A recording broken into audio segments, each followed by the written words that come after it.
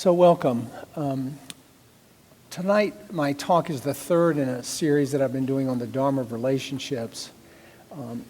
But I wanted to, before I get into the talk itself, I know a lot of us have been really troubled by the massacre in Charleston almost 2 weeks ago. And as I was reviewing my talk and thinking about emotional reactivity, which is the topic for tonight, I was thinking of that as sort of the most profound, horrific expression of emotional reactivity that one could imagine. The Buddha taught about the three poisons: greed, hatred, and delusion. And certainly hatred, racial hatred, and delusion in the form of racism contributed to that event. You know, I get annoyed and angry when people talk about this was the work of a deranged mind. Well, it was the work of a deranged mind that had been fed a steady diet of racist invective and white power, supremacy, propaganda. And, you know, I think we all need to just keep in mind the work that is for all of us to try to deal with the racial hatred that's in our culture still. Everything from white supremacist groups on one end of the continuum to subtle daily forms of racism on the other, and everything in between. So I just felt compelled to mention that. Last week, Sharon talked about difficult emotions, and that was just coincidentally a nice segue into my topic tonight. For those of you that didn't hear either of the prior two talks, I'll review very quickly. My general theme was that relationships are central to our experience of being human, and that we derive many, many important things from being in relationship: survival, our sense of community, our connection to each other, intimacy, procreation, safety, cooperation. The list goes on and on. They really are that important, but they're also one of the most challenging parts, I think, of the human experience. Relationships are where we all tend to get tripped up. And I talked about 4 primary relationship challenges in that first talk. The first was the belief in a permanent or separate self, or ego, and all that implies in terms of when we're operating from that ego solid self. We're more competitive, we're more selfish, we're more self-important, we're more narcissistic. We think we feel more privileged, we feel more entitled. So that's certainly gets in the way of our path. The absence of presence I spoke about last time, and again, that's showing up for ourselves and for others. Relational grasping and clinging. I actually gave a talk on that probably 2 years ago, before this series of talks. And then emotional reactivity, which is my topic for tonight, and I think is, we could safely say, is born of the first 3 things that I described. When our ego is threatened, we tend to get reactive. When presence is absent for us, when we feel like someone's not showing up for us, we tend to get reactive. And when we're grasping and clinging in our primary relationships and finding that people aren't acting or behaving the way we would like them to, we tend to get reactive. You know, I don't think, and I'm sure you know this, that we can never expect to be free of reactivity, but I think there's much about the Dharma and much about our path that can certainly help us reduce the extent and the frequency with which we do get reactive. So just to define it in terms of what am I talking about? Well, I'm talking about anything that manifests as anger, as sort of uncontrolled anger, spite, lashing out at someone. Silent withdrawal can be a form of reactivity, physical acting out, violence, and so on. And so it's really any strong negative emotion that we express without any kind of inhibition. It just sort of comes out. And our executive function in those times when we're emotionally reactive, you know, that all kind of resides in the prefrontal cortex, is just not operating. We're just operating from lower brain areas that go back to early evolution and our survival. So when we're reactive, we tend to get very preoccupied with what's going on. We get very consumed with it. We get overtaken by it. We get tunnel vision. And it's really as though our brains and our capacity for reasoning gets hijacked by these strong emotions. We're not driving in those moments. The emotions are driving the car. We're the passenger, as opposed to us being behind the wheel in driving the car when we're managing our reactivity more effectively. You recall that the Buddha spoke a lot about both destructive and healing emotions. That was a central part of his teaching. And I would say that these destructive emotions often manifest in the form of emotional reactivity. That's where they often show up. And as with so many challenges that we face, our mindfulness practice really provides a way of starting to cultivate emotional balance, really starting to manage this reactivity. And I'm going to talk about that a little more shortly. But suffice to say now that mindfulness, one of the ways it works, it helps us learn about and come to know our emotional triggers. It's a good way to begin to experience what sets me off. We all have our own triggers. We all have different triggers, but we all certainly have them. And we can also use mindfulness just to decrease the grip that these negative habit patterns have on us. And those negative habit patterns often obscure our view, so wise view is not operating. It impairs our judgment and makes us more prone to reactivity. Neuroscience talks a lot about this, and I don't want to get too much down into the details of this. It gets a little wonky, but just real quickly, there are a number of mechanisms that we know from neuroscience that contribute to reactivity. Things like appraisal. How do I assess the situation? Do I perceive it as a threat? What am I focusing on? What filters am I looking at this experience with? Self-referencing. Is this about me? I'm making it about me. I'm personalizing it. It's another thing that contributes to reactivity.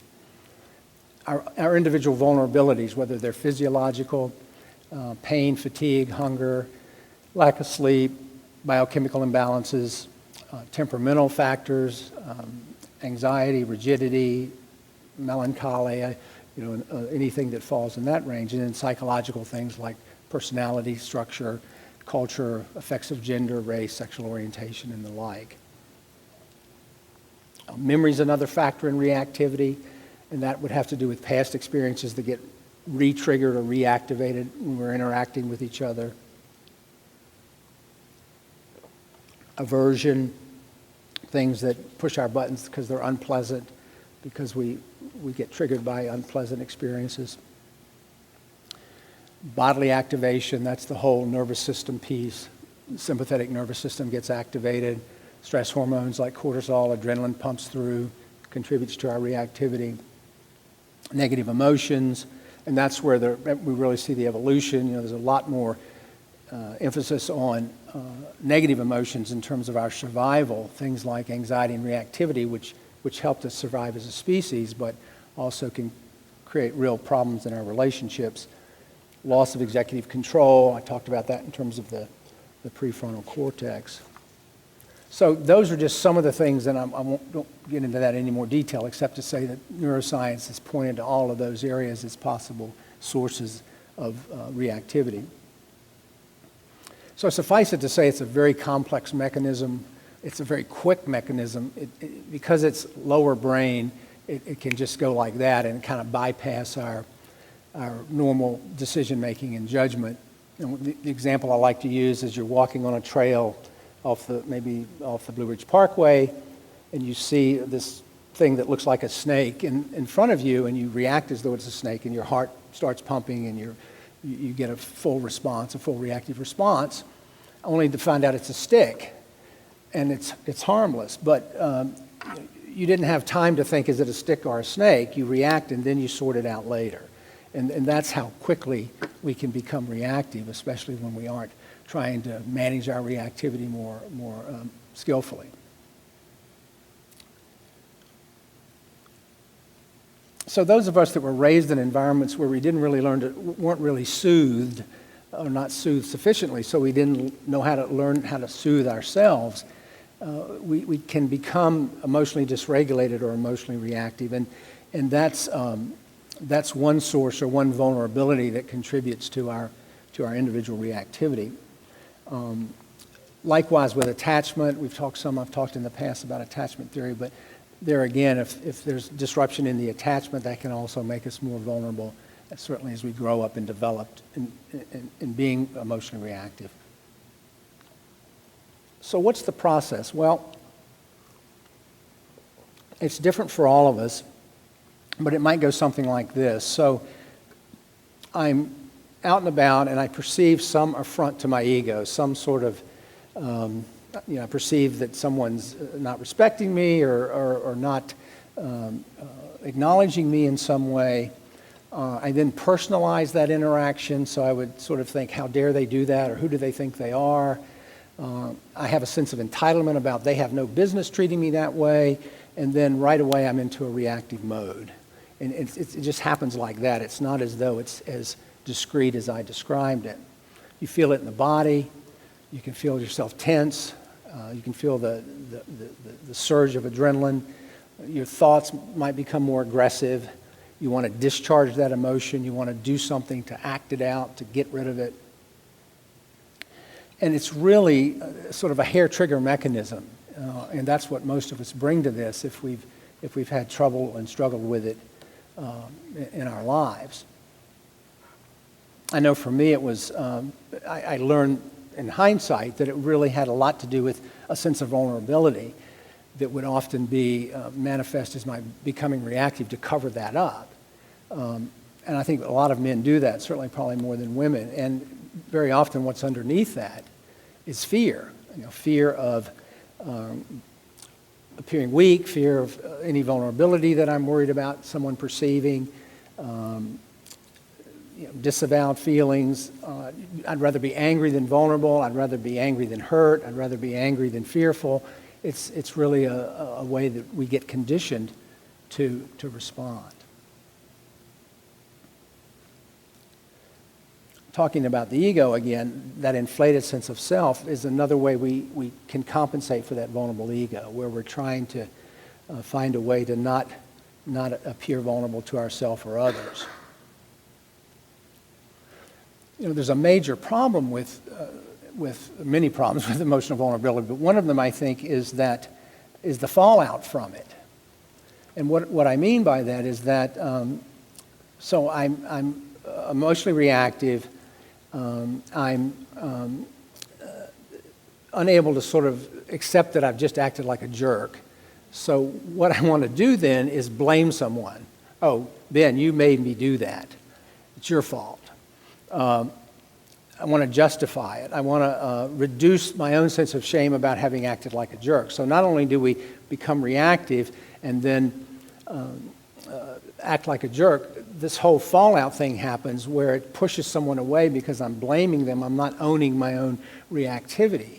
And one of the things I think the practice allows over time, and it's certainly been true in my own practice with years of practice and some wonderful teachers, is to learn to own the fact that I just acted like a jerk and then apologize to you and say, I was reactive, it's my stuff, it's my issue. And what happens, you go from a distancing response where I'm blaming you to a much more healing and connective response. And the practice helps us there in terms of building in that awareness, that self-awareness, to be able to say, my bad, I was a jerk. It's not on you, it's on me, and can we move on?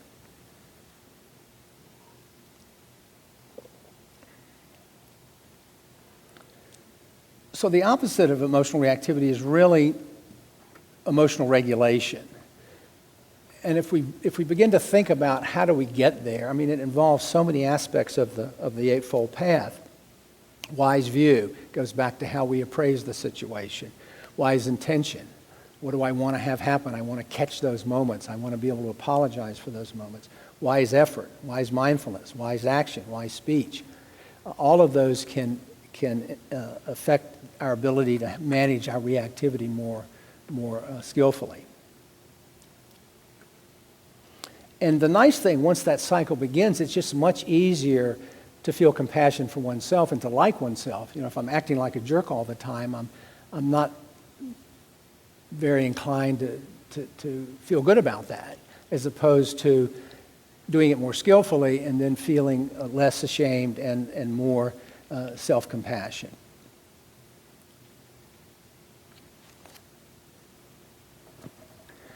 I also think that as we work toward less emotional reactivity, we become more psychologically resilient. We create greater spaciousness around our interactions with others. and it's just easier to kind of go with the flow and manifest that resilience. And one of the most important parts here, I think, is that it allows that pause, that sacred pause in there between all those feelings coming up, and instead of just immediately hair trigger responding, to be able to just have enough of a pause there to watch what's going on, to feel it in the body, and then make the decision not to respond, not to be reactive in an outward sense. And out of that, I think, can develop real wisdom about how to handle these situations that come up for us every day. This is from Pema Chodron. She says, when someone harms us, they create the cause of their own suffering. They do this by strengthening habits that imprison them in a cycle of pain and confusion. It's not that we are responsible for what someone else does, and certainly not that we should feel guilty. But when they harm us, we unintentionally become the means of their undoing. Had they looked on us with loving kindness, however, we'd be the cause of their gathering virtue. What I find helpful in this teaching is that what's true for them is also true for me. The way I regard those who hurt me today will affect how I experience the world in the future. In any encounter, we have a choice. We can strengthen our resentment or our understanding and empathy. We can widen the gap between ourselves and others, or we can lessen it.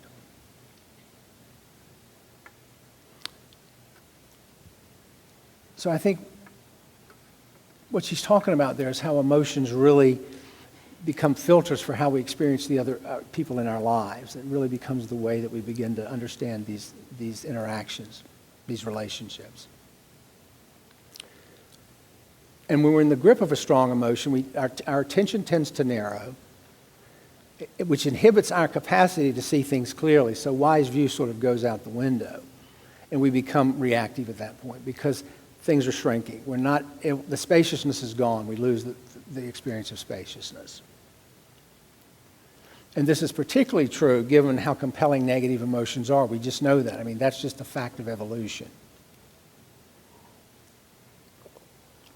So when we feel abandoned, injured, threatened, shamed, we really are at risk in those moments of using our thoughts, our language, and our actions unskillfully. Those are the vulnerable times.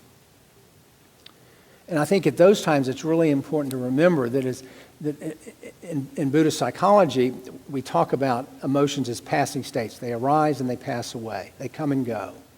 And just sometimes having that knowledge, I think, helps us ride them out. Oh, this is temporary. I know this will pass. Can we ride those emotional storms without reacting to them and just wait them out until they lose some of the power, some of the punch? So in terms of working skillfully with these aroused emotional states, our practice gives us a number of tools. Certainly mindfulness, the pause, patience, gratitude, all those things I think can help us manage them. But what I think is also equally, if not more important, are the so-called Brahma Viharas that are really considered the highest emotions, I think, in terms of Buddhist teaching. And what they are is that they've also been translated as the heavenly abodes, the four divine emotions, the four divine abodes. And you'll recall what they are. They're metta, which is loving kindness, and we practice that. Karuna, which is compassion. Mudita, which is sympathetic joy or taking pleasure in the success of others. And Upeka, which is equanimity. And I would argue that if we only practice these four things and did nothing else, they would affect profound change in our lives. They are that important, and that they cannot coexist with emotional reactivity if we're really practicing them and really working on them every day. And that they're really all interpersonally based. As I begin to think about them, it occurred to me, they really are all about relationships. They all have to do with how we relate to others. Do we express loving kindness? Do we extend that to others? Do we show compassion? Do we take joy in their successes? Do we care about them but have equanimity about our own capacity to fix things for someone else? So I also think that practicing the Brahma Viharas can be preventative with regard to emotional reactivity. They make us less vulnerable because they cannot coexist, I would argue, with that hair trigger kind of thing that gets a lot of us in trouble.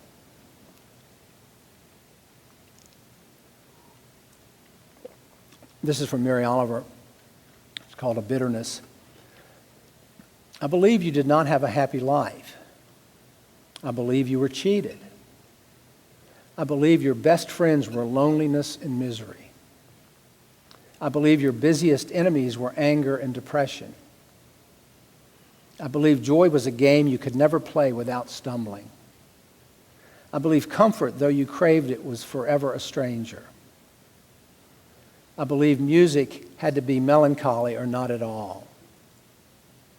I believe no trinket, no precious metal shone so bright as your bitterness. I believe you lay down at last in your coffin, none the wiser and unassuaged. Oh, cold and dreamless under the wild, amoral, reckless, peaceful flowers of the hillsides.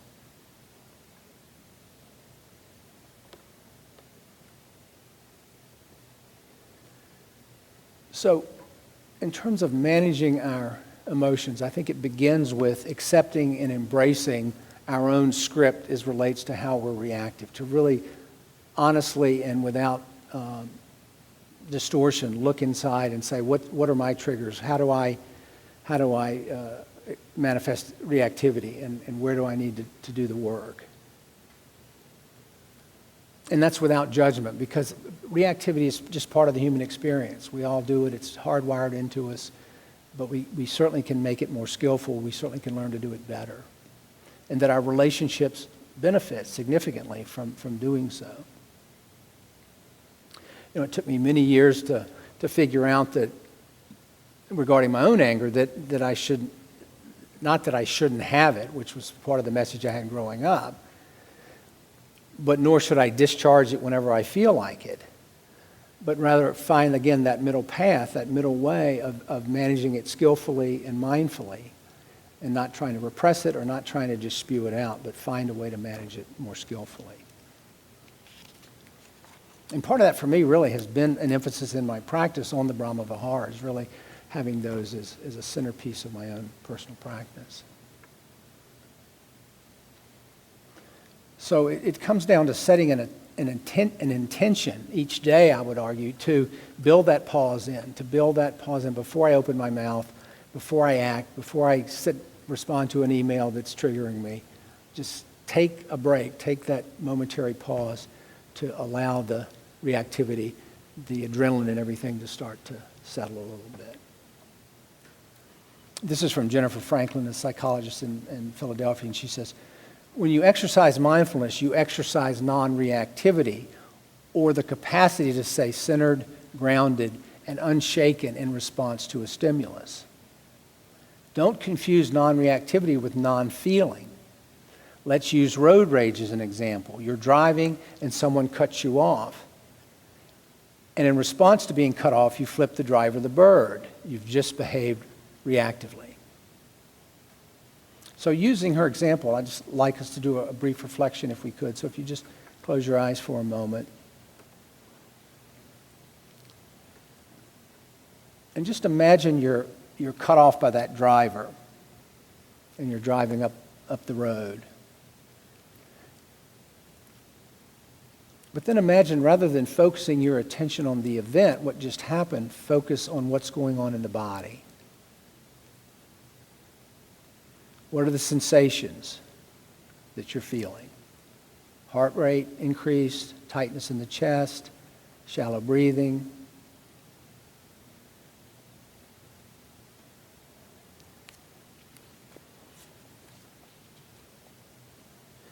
Now shift your attention to your breathing and sending the breath into the parts of the body where you're feeling the anger. It might be your heart, your chest, wherever it is for you. Just allow your breathing to sort of focus there.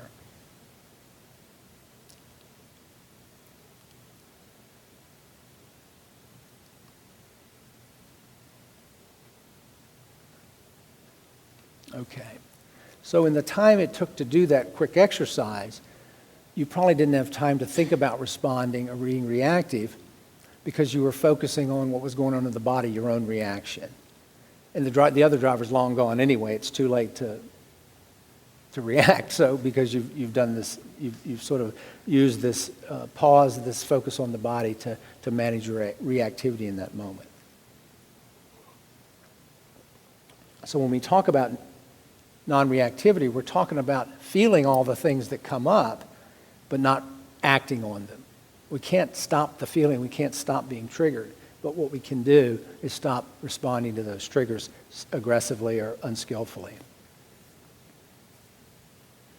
So we feel them until we shift the focus, till we decide mindfully with awareness and choice that either we want to focus on something else or we want to act in a skillful way. Those really become our options. In this series of talks, you've heard me say that mindfulness is really the full awareness of our actions, our thoughts, our feelings, our surroundings, our interactions in the moment, and using it to bring full presence to an awareness of our experience in the moment. And that's really where we begin to shift this reactive habit that we have, by bringing mindful awareness moment to our experiences, and especially those where we anticipate being triggered or where in fact we are triggered without anticipating it. This is a story that I really like from the Pali Canon. So one day the Buddha and his monks were passing through a village, and he chose a large shade tree to sit under, as they often did, so they could rest during the heat of the day. And as he often did at those times, he began to speak. He sort of offered a spontaneous Dharma talk. And the villagers heard that he was teaching, so many of them came, and the crowd began to form around him. But off to one side is a young man looking very unhappy, very surly. And he's thinking there were too many people coming to the village trying to sell something or teach something. He's very cynical about what the Buddha was doing. He was impatient with this growing crowd, angry about that. So he shouts at the Buddha, "Go away, you just want to take advantage of us. You teachers come here to say a few pretty words and then ask for food and money." And the Buddha was characteristically unruffled, non-reactive. He remained calm, sort of exuding loving kindness. And he asked the young man to come forward. And he says, "Young sir, if you purchased a lovely gift for someone, but that person did not accept the gift, to whom does the gift then belong?" And the young man was sort of confused by the question. And he thought for a moment, and he said, "I guess the gift would still be mine because I was the one who bought it." "Exactly so," said the Buddha. "Now you have cursed me and been angry with me. But if I do not accept your curses, if I do not get insulted and angry in return, these curses fall back upon you, the same as the gift returning to its owner." So the young man clasped his hands together, bowed to the Buddha, and acknowledged that a valuable lesson had been learned. And so the Buddha concluded for all to hear, as a mirror reflects an object, as a still lake reflects the sky, take care that what you speak or act is for good. For goodness will always cast back goodness, and harm will always cast back harm.